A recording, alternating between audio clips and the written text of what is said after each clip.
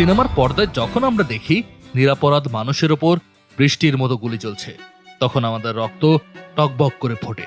আমরা মনে প্রাণে চাই ভিলেনের চরম শাস্তি হোক। আর সিনেমার শেষ দৃশ্যে যখন ভিলেনের পতন হয়, তখন আমরা তৃপ্তির শ্বাস ফেলি।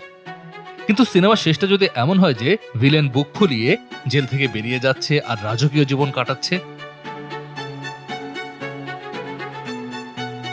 দক্ষিণ কোরিয়ার ইতিহাস ঠিক তেমনই এক অমীমাংসিত ট্র্যাজেডি, যেখানে শত শত মানুষের রক্তে হাত রাঙানো দুই স্বৈরশাসক শেষমেশ ক্ষমা পেয়ে যায়। তেমন কোনো শাস্তি ভোগ করতে হয়নি নিজেদের কৃতকর্মের জন্য। গল্পের শুরু 1979 সালের 26 অক্টোবর। সিউলের বাতাসে তখন বারুদের গন্ধ। দক্ষিণ কোরিয়ার দীর্ঘদিনের এক নায়ক পার্ক চুং-হি নিজের গোয়েন্দা প্রধানের হাতে নিহত হন। সেই রাতে গোটা দেশ যেন থমকে গিয়েছিল। রাষ্ট্রের ভেতর তৈরি হয় ক্ষমতার এক বিশাল শূন্যতা।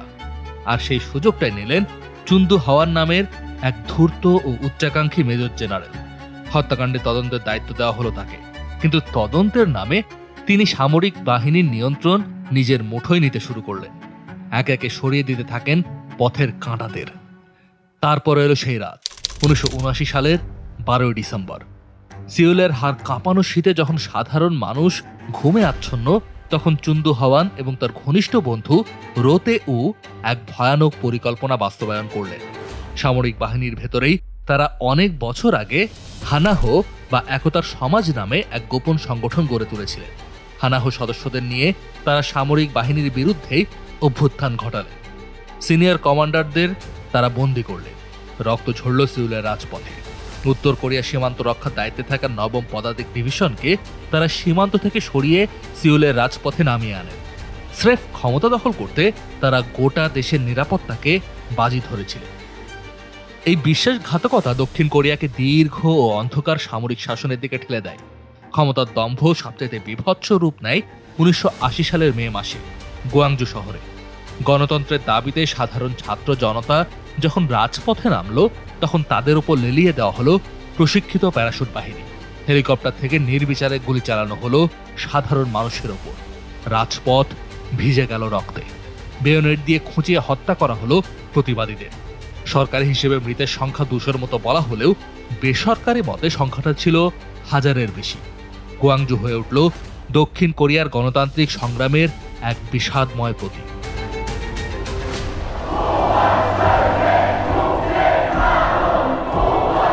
তবে দমানো যায়নি সাধারণ মানুষকে।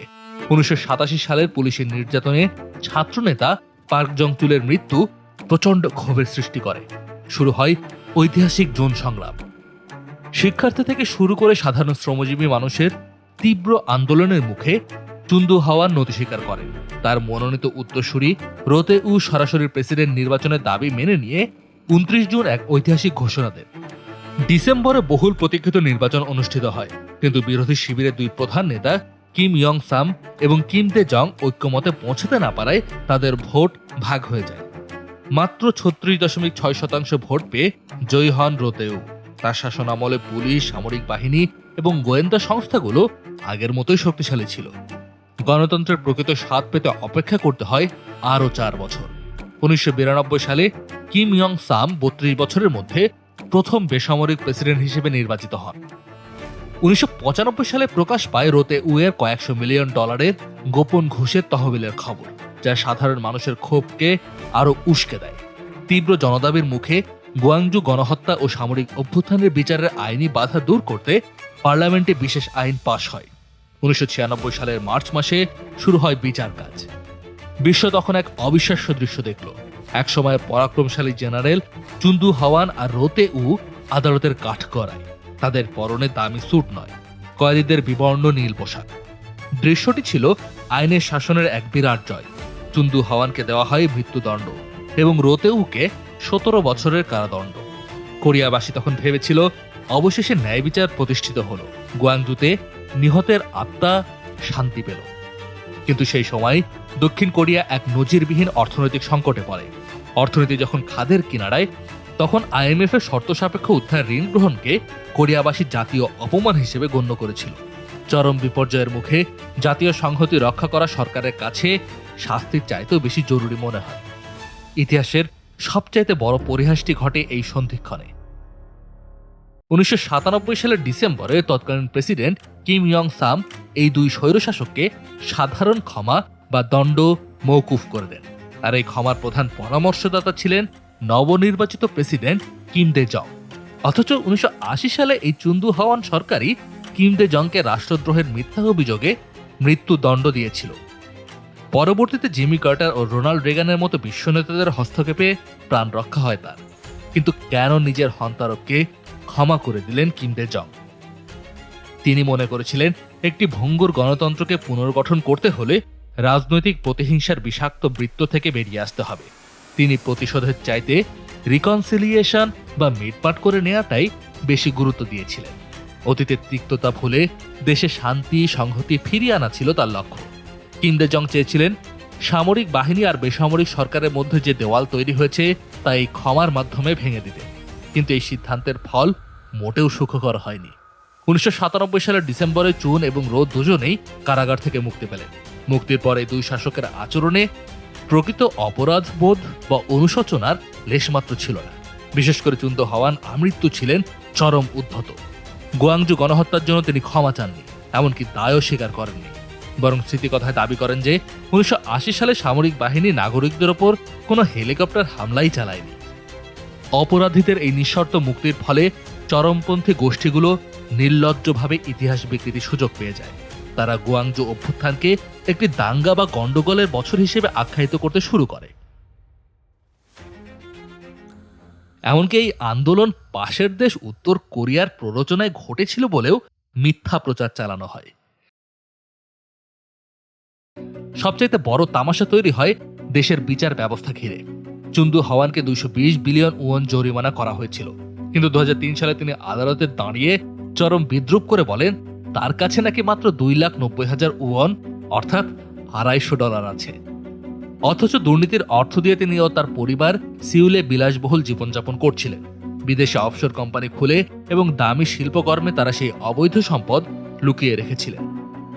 যদিও এই ক্ষমা স্বল্পমেয়াদে রাজনৈতিক অস্থিরতা ও সামরিক অভ্যুত্থানের ঝুঁকি কমিয়েছিল, কিন্তু দীর্ঘমেয়াদে অপরাধীদের জবাবদিহি না করার একটি নেতিবাচক দৃষ্টান্ত হিসেবে থেকে যায়।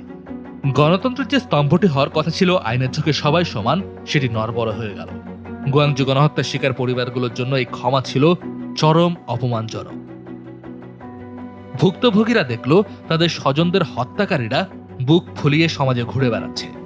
মানুষের কাছে একটা স্পষ্ট বার্তা গেল যে আপনি যদি যথেষ্ট ক্ষমতাধর হন তবে কয়েকশো বা কয়েক হাজার মানুষ মেরেও রাজনৈতিক সমঝোতার নামে পার পেয়ে যেতে পারে।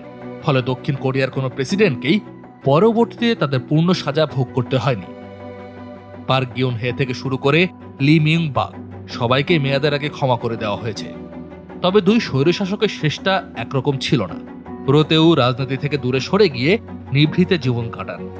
তার পরিবার গোয়াংজুর ভিকটিমদের কাছে বারবার ক্ষমা চায় এবং তিনি তার জরিমানার পুরো অর্থ পরিশোধ করেছিলেন। রোতেউ এবং চুন্দু হাওয়ান 2021 সালে মারা যায়, মাত্র 1 মাসের ব্যবধানে। চুনের মৃত্যুতে রাষ্ট্র কোনো শোক পালন করেনি, তাকে দেওয়া হয়নি কোনো রাষ্ট্রীয় সম্মান, এমনকি তার দেহ সমাহিত করার জন্য ভালো কোনো জায়গাও পাওয়া যাচ্ছিল না। 2023 সালে চুন্দু হাওয়ানের নিজের নাতি চুন উ ওন গোয়াংজুর সমাধিতে গিয়ে নতজানু হয়ে নিজের দাদাকে একজন কসাই হিসেবে আখ্যা দিয়ে ক্ষমা চেয়েছেন। তিনি স্বীকার করেন যে তার পরিবার দুর্নীতির অবৈধ অর্থ দিয়েই আরাম আয়েশে জীবনযাপন করছিল।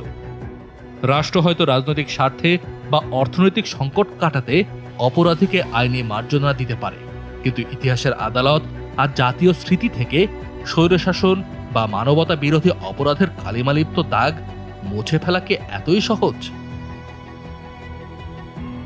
দক্ষিণ কোরিয়ার এই ক্ষমার প্যারাডক্স থেকে দেখা যায় জবাবদিহিতা ছাড়া রাজনৈতিক ক্ষমা বা জাতীয় ক্ষমা জাতীয় ঐক্যের বদলে সমাজে দীর্ঘস্থায়ী বিভাজন তৈরি করতে পারে।